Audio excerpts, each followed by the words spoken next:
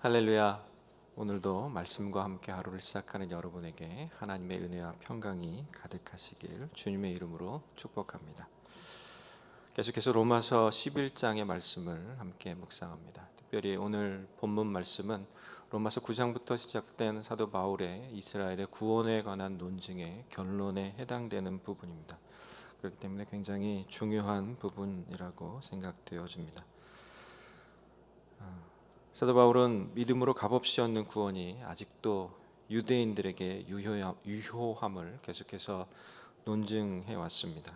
이 논증은 오늘 본문에서 이제 결론을 맺는데요. 그것을 요약하면 지금은 소수의 이스라엘만 믿고 다수의 이스라엘은 믿지 않고 있지만 이런 상황은 이방인들이 충분히 들어올 때까지만 지속될 것이다. 그리고 때가 되면 다수의 이스라엘도 결국 이방인들처럼 하나님의 긍휼을 입어서 구원 가운데로 들어오게 될 것이다 라고 하는 말씀입니다. 오늘 본문을 통하여서 얻을 수 있는 교훈 세 가지를 함께 나눠보겠습니다. 첫 번째는 하나님은 이방인을 통해서 온 이스라엘의 구원을 완성하신다는 것입니다. 25절 말씀에서 사도 바울은 구원받은 이방인이 영적 자만심에 빠지지 않도록 또 한 번 주의를 주고 있습니다. 25절 말씀 읽겠습니다. 형제들아 너희가 스스로 지혜에 있다 하면서 이 신비를 너희가 모르기를 내가 원하지 아니하노니 이 신비는 이방인의 충만한 수가 들어오기까지 이스라엘의 더러는 우둔하게 된 것이니라. 하나님의 위대한 계시는 신비입니다. 다른 말로 표현하면 비밀이죠. 이 신비라고 하는 것은 이방인의 충만한 숫자가 들어오기까지는 이스라엘 중에 더러는 우둔한 상태에 머물러 있게 될 것이다 라고 하는 겁니다. 사실 유대인들은, 이스라엘 백성들은 영적으로 우월감에 빠져서 이방인들을 멸시했었습니다. 창세기 34장 14절 말씀에 보면 야곱의 아들들이 그들에게 말하되 우리는 그리하지 못하겠노라. 할례 받지 못한 사람들에게 우리 누이를 줄 수 없노니 이는 우리의 수치가 됨이라 라고 하면서 할례 받지 못한 이방인들에 대해서 멸시하고 그들과 관계를 맺는 것 자체가 수치스러운 일이다 라고 그렇게 생각해 왔습니다. 이런 영적 교만, 영적 자만심에 빠져서 이방인들을 멸시하던 그들, 결과적으로 그들에게 복음이 왔지만, 예수 그리스도가 오셨지만 그럼에도 불구하고 복음을 수용하지 못하고 오히려 복음을 대적함으로 말미암아서 복음은 이방인들에게는 전파되었지만 유대인들 안에서는 거절되고 결국 구원받지 못한 상태에 있는 것을 보게 됩니다. 28절 말씀에 보면 유대인들의 상태와 현재 위치에 대해서 얘기해 주고 있는데요. 28절 말씀 읽겠습니다. 복음으로 하면 그들이 너희로 말미암아 원수된 자요 택하심으로 하면 조상들로 말미암아 사랑을 입은 자라. 사도 바울은 이 구절을 통해서 유대인의 현재 상태에 대해서 두 가지 대조적인 모습을 통하여서 유대인의 위치를 보여주고 있습니다. 첫째로 유대인들은 복음의 원수된 상태에 있습니다. 유대인들이 복음을 거절했고 이방인들은 복음을 믿어 세워져 있는 상태입니다. 둘째로 이스라엘은 택하심 속에서 사랑받는 사람들입니다. 이것은 아브라함에게 주어진 약속을 통하여서 이스라엘 백성들에게 있는 하나님의 택하심이며 또 하나님의 사랑, 그것을 받고 있는 그런 상태입니다. 28절 안에서 이 두 가지 상황이 대조적으로 유대인들의 상황인 것에 대해서 그렇게 얘기하고 있습니다. 비록 그들이 복음을 거절했기 때문에 복음의 원수가 되었지만 그럼에도 불구하고 하나님의 택하심과 언약으로 인하여서 그들이 아직도 돌아올 가능성이 있는 존재다라고 하는 것에 대해서 얘기하고 있습니다. 깊고 넓으신 하나님의 이 구원 계획 속에서 온 이스라엘 구원이 이루어집니다. 그런데요, 그것이 역설적이게도 이스라엘의 구원은 이방인의 구원을 통해서 완성되어진다라고 하는 겁니다. 혈통적 이스라엘은 이방인의 구원을 도왔습니다. 그들의 복음과 원수된 그 상태를 통해서 결국 이방인들이 먼저 구원을 받습니다. 그러나 이방인의 구원은 또 혈통적 이 이스라엘의 구원을 돕고 있는 것을 볼 수가 있습니다. 이러한 역사는 하나님의 신비입니다. 하나님의 계획과 섭리 속에서 일어나고 있는 아주 깊고 깊은 비밀에 속하는 것입니다.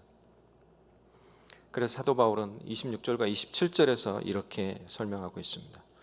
그리하여 온 이스라엘이 구원을 받으리라. 기록된 바 구원자가 시온에서 오사 야곱에게서 경건하지 않은 것을 돌이키시겠고 내가 그들의 죄를 없이 할 때 그들에게 이루어질 내 언약이 이것이라 함과 같으니라. 하나님의 언약, 그것은 영향력이 있어서 끝까지 이스라엘의 구원을, 온 이스라엘이 구원을 받을 것이다 라고 그렇게 말씀하고 있습니다. 그런데 한 가지 주목할 것은 이 26절에서 나오고 있는 온 이스라엘이 누구를 지칭하는 것이냐라고 하는 겁니다. 문맥상 이렇게 흐름을 보면 혈통적 이스라엘 백성들만을 의미하는 것은 아닙니다. 왜냐하면 25절에서 사도 바울이 말하는 신비로서의 가치가 떨어지기 때문에 그렇습니다. 온 이스라엘이 혈통적 이스라엘만 의미한다라고 하면 가치가 너무 제한적이고 좁아져 있는 상태가 되기 때문에 그렇습니다. 하나님의 크신 구원 계획 속에서는 이방인과 유대인들의 연합된 그 속에서의 구원의 모습까지도 하나님 계획하시고 그것을 포함하고 있습니다. 그렇기 때문에 이 온 이스라엘이라고 하는 거기에 담겨 있는 의미는 이방인과 유대인들 전체를 아우르는 새로운 이스라엘, 영적 이스라엘을 의미하는 것이 맞습니다. 오늘 본문은 사실 이사야서 59장 20절 말씀을 인용하고 있는 것입니다. 하나님께서 이스라엘 백성들과 그리고 온 인류를 향하신 하나님의 그 언약, 희망적인 예언의 약속을 근거로 하여서 사도 바울이 오늘 본문에서 이 유대인과 이스라엘, 온 이스라엘의 구원에 대해서 말씀하고 계십니다. 오늘 본문을 통해서 얻을 수 있는 교훈 두 번째는 하나님은 모든 사람에게 긍휼을 베푸신다라고 하는 사실입니다. 결국 온 이스라엘의 구원은 어떻게 완성되느냐? 유대인의 실패 그리고 이방인의 성공을 통해서 완성되는 것이 아니라 실패한 이스라엘이 다시 회복되어지는 것을 통해서 온 이스라엘의 구원이 완성된다라고 하는 그 사실을 우리는 기억해야만 합니다. 29절에서 사도 바울은 이렇게 얘기합니다. 하나님의 은사와 부르심에는 후회하심이 없느니라. 하나님의 은사와 부르심에는 후회하심이 없습니다. 하나님의 성품 가운데 거짓이나 후회라고 하는 성품은 없으십니다.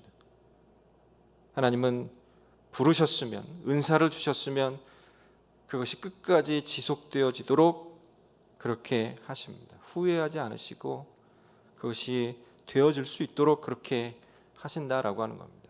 사실 사람들 속에는 굉장히 많은 오류가 있습니다. 죄악이 있습니다. 죄로 인해서 하나님과 인간의 관계가 끊어졌습니다. 그럼에도 불구하고 하나님이 약속을 하셨기 때문에 하나님은 회복을 선택하십니다. 그래서 그 통로로서 한 사람을 택하시고 한 민족을 택하셨습니다. 그리고 그들과 다시 언약을 맺으십니다. 그리고 그 언약이 성취되어지기까지 하나님은 신실하게 그것을 지키십니다. 그러나 인간의 불성실함으로 말미암아서 이 언약이 파기되었습니다.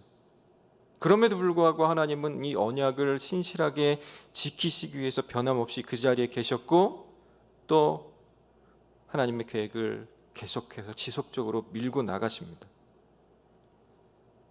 이 언약의 대상이 바로 유대인입니다. 그렇기 때문에 더 이상 유대인들이 하나님을 의심하지 말고 돌아올 것에 대해서 사도 바울이 권면하고 있는 것입니다. 오늘 살아가는 우리 그리스도인들도 역시 택함을 받은 사람들입니다. 그렇기 때문에 택함 받은 우리에게 오류가 나타난다 하더라도 끝까지 자기가 자기를 포기하는 일 없이 하나님도 우리를 포기하지 않고 계시기 때문에 우리도 끝까지 하나님의 그 언약 앞에서 신실하게 그것을 지키시고자 하는 하나님의 열심 앞으로 나아갈 줄 아는 그런 믿음의 태도가 있기를 간절히 소망합니다. 세상 유대인들은 지금 복음 속에서 복음에 대해서 원수된 자들입니다. 이 부분은 이스라엘에게 있어서 가장 취약적인 부분입니다. 그런데 하나님은 이 취약점을 해결해 주셨습니다. 하나님의 신실함이라고 하는 성품을 가지고 복음에 원수되어 있는 이스라엘의 구원까지도 계획하시고 섭리하시고 그것을 이루어 가고 계신다라고 합니다. 언젠가는 때가 되면 반드시 하나님께서 그들을 부르신 것과 그들에게 은사를 주신 그것이 반드시 성취되어진다. 효력이 나타나게 될 것이다 라고 하는 사실을 우리는 믿어 의심치 않고 순종해야 할 줄로 믿습니다.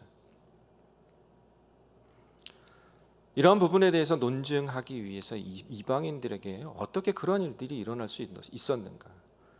그것에 대해서 사도 바울은 이방인들의 상태와 이전의 상태와 그리고 현재 어떻게 결과적으로 하나님의 그 신실함을 통하여서 그들이 어떻게 되었는지에 대해서 그 존재의 변화에 대해서 30절에서 이렇게 얘기합니다. 너희가 전에는 하나님께 순종하지 아니하더니 이전에 그들의 상태였습니다. 그런데 이제 이스라엘이 순종하지 아니함으로 이제 긍휼을 입었는지라. 초점을 맞춰야 할 것은 하나님의 긍휼하심입니다.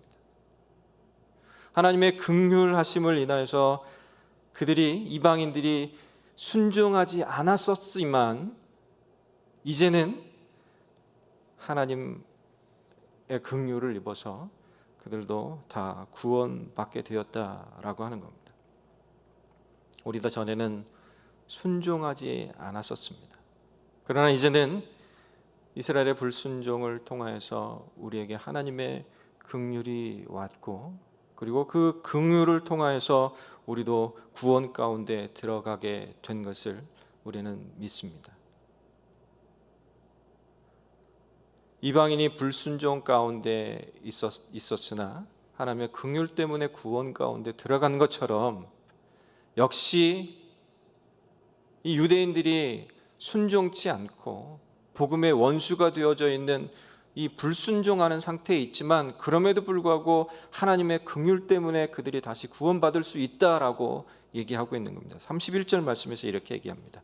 이와 같이 이 사람들이 순종하지 아니하니 이는 너희에게 베푸시는 긍휼로 이제 그들도 긍휼을 얻게 하려 하심이라. 그들이 불순종하고 있지만 그럼에도 불구하고 신실하신 하나님이 그들에게도 역시 긍휼을 베풀어 주셔서 이스라엘도 구원받을 수 있게 되어진다라고 하는 것에 대해서 얘기합니다. 그 이유에 대해서 조금 더 확장시켜서 32절에 이렇게 얘기합니다. 하나님이 모든 사람을 순종하지 아니하는 가운데 가두어 두심은 모든 사람에게 긍휼을 베풀려 하심이로다. 모든 사람에게 긍휼을 베푸실 계획이 하나님께 있다라고 하는 것에 대해서 말씀하고 있습니다. 우리가 이해하기 어려운 그런 부분이지만 세상의 관계 속에서는 이해되지 않는 그런 논리지만 그럼에도 불구하고 이것을 통해서 하나님께서 온 이스라엘의 구원, 모든 사람의 구원에 관심을 갖고 계시고 그 계획을 성실하게 신실하게 열심히 이루어 가시고 계신다라고 하는 사실을 우리는 기억하고 그 구원 사역에 동참할 수 있는 은혜가 있기를 간절히 소망하고 축복합니다. 파최위소라고 하는 고사가 있습니다. 한 어머니에게는 두 아들이 있는데 한 아들은 남학신 장사를 하고 한 아들은 집신 장사를 했다고 합니다. 근데 늘 걱정하는 거야. 이 어머니는 비가 오지 않는 날에는 이 남학신이 안 팔릴 텐데, 또 비가 오는 날에는 이 집신이 안 팔릴 텐데 계속 걱정을 했다는 거예요. 그때 어떤 선생님이 그에게 도움을 줬는데 이렇게 생각해 보라고. 비 오는 날에는 남학신이 잘 팔려서 기쁘고, 비 오지 않는 날에는 집신이 잘 팔려서 어찌하니 기쁜가 라고 그렇게 생각해 보라고. 그래서 파체 위소라고 하는 말이 나왔습니다. 눈물을 거두고 웃음을 짓는다. 슬픔을 기쁨으로 바꾼다. 한 어머니가, 한 부모가 두 자녀의 모습을 보면서 그렇게 생각할 수 있습니다. 아버지 하나님께서 이방인과 유대인의 그런 안타까운 모습을 보면서 안타까워 하십니다. 그러나 단순히 심정적인 기쁨만이 아니라 실제적으로 그것을 해결해 주십니다. 우리의 창조자이시고 모든 피조물의 구원자이신 하나님께서 로마서에서 비유하고 있는 토기장이 비유의 그 토기장이이신 하나님께서, 인간 토기장이는 그릇이 잘못되면 깨트려 버리지만 우리 아버지이신 토기장이 우리 하나님은 깨져버린 그 토기라 할지라도 다시 붙여서 완성품으로 정말 좋은 토기로 만드실 수 있는 하나님이시기 때문에, 우리의 관점으로 보면 너 때문에 혹은 너 같은 것이 그렇게 불순종하는 그것을 인하여서 네가 어떻게 구원을 받겠느냐라고 생각하지만, 그럼에도 불구하고 우리 하나님께서는 모든 사람을, 그리고 유대인이든 이방인이든 하나님의 긍휼 가운데 머무는 모든 이들을 구원하실 수 있는 줄로 믿습니다. 그것이 하나님의 능력이고 우리를 향하신 하나님의 은혜인 줄로 믿습니다. 세 번째로 얻을 수 있는 교훈은 하나님의 지혜와 지식은 깊고 풍성합니다. 우리가 생각할 수 없는 방법으로,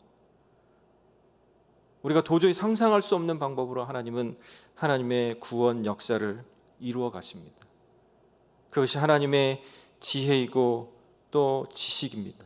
너무도 깊고 풍성해서 우리는 헤아릴 수도 없습니다. 어느 누구도 하나님의 길을 찾을 수도 없습니다. 하나님의 마음을 알 수도 없습니다. 그러나 하나님께서 스스로 드러내 보여주시는 것, 계시해서 알려주시는 한에서 우리는 이해하고 알 수 있고 그것에 순종할 수 있습니다. 특별히 하나님의 주권적인 선택 부분에 있어서, 하나님이 알려주시는 부분에 있어서 범위 안에서 우리는 이해할 수 있습니다. 그 예가 에베소서 1장 4절 말씀이 나오는데요, 곧 창세전에 그리스도 안에서 우리를 택하사 우리로 사랑 안에서 그 앞에 거룩하고 흠이 없게 하시려고. 그런데 이것은 하나님의 기쁘신 뜻 가운데 있답니다. 에베소서 1장 5절 말씀에 이 기쁘신 뜻대로 우리를 예정하사 예수 그리스도로 말미암아 자기 아들들이 되게 하셨으니, 하나님이 불순종하던 상태에 있었던, 원수된 상태에 있었던, 죄의 상태에 있었던, 연약한 상태에 있었던 로마서 5장에서 얘기하고 있는 그러한 우리들의 상태에도 불구하고 우리를 택하시고 구원하시는 것이 하나님의 기뻐하시는 뜻 가운데 있었던 일이다라고 한 사실입니다. 우리가 이해할 수 없지만, 우리가 알 수 없지만, 그럼에도 불구하고 하나님의 지혜와 지식은 깊고 풍성한 줄로 믿습니다. 오늘 우리가 기억해야 할 것은 우리 삶의 모든 것이 하나님의 주권에 달려 있다라고 하는 사실입니다. 하나님은 하나님의 주권을 통하여서 우리들의 삶과 또 우리들의 모든 환경들을 이끌어 가십니다. 우리가 무언가를 하고자 하는, 계획하고 또 진행하는 것이 중요하지만 그에 앞서 먼저 생각할 것은 하나님의 주권입니다. 하나님의 그 지혜와 지식을 가지고 일하시는 그 일하심의 주도권에 대해서 인정해 드리는 것이 먼저입니다. 그리고 나서 그 안에서 우리가 어떻게 하나님의 뜻에 맞게 계획하고 순종하여 실천하여 삶을 살 것인가, 그런 부분에 대해서 생각해야만 합니다. 그럼에도 불구하고 우리는 삶을 살아가면서 참 궁금한 것들이 많이 생깁니다. 알고 싶은 것도 많습니다. 특히 우리를 향한 하나님의 뜻이 무엇인지 오늘 이런 안타까운 상황들 속에서 코비드 19이 창고라는 전염병이 창고라는 이 상황 속에서 하나님의 뜻은 무엇인가 조금 더 많이 구체적으로 알고 싶은 것이 우리들의 모습인지도 모릅니다. 그러나 그럼에도 불구하고 이 안에는 하나님의 지혜와 지식이 있고 주권이 있다라고 한 사실에 대해서 먼저 인정하고 또 그 안에서 하나님이 내게 주시고자 하는 뜻이 무엇인지 찾는 그런 노력들이 필요할 줄로 믿습니다. 한두 달 전에 강 목사님께서 이 장신대 박경수 교수님의 글을 저희들에게 소개해 주신 적이 있습니다. 그때 이 흑사병에 대한 종교개혁자들의 태도라고 하는 글인데요. 이 찌빙글리, 루터, 깔뱅 또 베자라고 하는 그러한 종교개혁자들이 흑사병을 앓고 있는 성도들에 대해서 어떻게 행동해야 되느냐 쭉 설명하면서 마지막에 결론적으로 이 세 가지를 얘기하는데, 첫 번째로 이런 코비드 19 상황 속에 있지만 우리가 이 편견을 가진 혐오가 아니라 긍휼히 여기는 마음으로 연대하는 것이 우선이다. 이 사태의 원인이 누구에게 있는지, 누구의 잘못인지, 방역을 누가 잘했고 못했고 라고 하는 것에 대해 주목할 것이 아니라 우리가 긍휼히 여기는 마음으로 먼저 연대한다. 두 번째는 우리가 죄인이라고 하는 사실에 대해서 기억하면서 회개를 해야 된다. 이 땅을 살아가면서 많은 피조물들, 하나님이 만드신 피조물들에 대해서 우리가 막 사용함을 통하여서 이러한 전염병들이 생겨났다라고 하는 것에 대해서 인정하며 회개하는 것이 필요하다. 세 번째는 이렇게 함께 모여서 예배드리지도 못하는 이런 상황들 속에서 일상에 대한 감사를 회복해야 된다라고 그렇게 얘기합니다. 그렇죠. 우리가 살고 있는 이 상황들, 이 삶의 모습들, 우리가 전에 누렸던 것을 누리지 못하고 있는 그런 상황들에 우리는 처해 있습니다. 그리고 이 상황들에서 헤쳐나가는 것이 힘겹고 버겁고 합니다. 그렇지만 그럼에도 불구하고 이것을 통해서 하나님께서 우리를 향해서 말씀하시고자 하는 것이 있으니 하나님 앞에서 겸허하고 겸손한 마음으로 이 상황들을 통해서 말씀하시는 바 하나님, 우리가 좀 더 우리의 죄를 회개하고 조금 더 사람들과 긍휼의 마음으로 연대하고 하나님 일상에 감사하는 삶, 우리에게 주셨던 것이 얼마나 기적과 같은 감사할 거리들인지 하나님 이제 인정하며 하나님 앞에 나아갑니다. 기쁨으로 다시 하나님을 찾습니다. 하나님 앞에 다시 나아갑니다 라고 할 수 있는 그러한 은혜와 축복이 있기를 간절히 소망합니다. 그래서 사도 바울은 이 9장부터 시작된 유대인들의 구원에 대한 논증의 결론으로서 이 11장 36절에서 이렇게 얘기합니다. 이는 만물이 주에게서 나오고 주로 말미암고 주에게로 돌아갑니다. 그에게 영광이 세세히 있을지어다. 아멘. 그렇습니다. 우리가 하나님의 주권이 모든 사람의 구원을 향하여서 가고 있다라고 하는 사실, 복음과 원수되어 있는 유대인들까지도 구원하시고자 하는 계획이 있다라고 하는 사실, 그 모든 것들을 바라보면서 우리가 오직 할 일은 겸허한 마음으로, 겸손한 마음으로 그것을 받고 그리고 하나님께 대해서 감사, 찬송 올려드리는 것, 감사하고 찬송하는 것, 그것이 우리들이 해야 할, 오늘도 해야 할 일인 것을 우리는 함께 기억하고 오늘 하루도 승리하는 삶 살아갈 수 있기를 간절히 소망하고 축복합니다.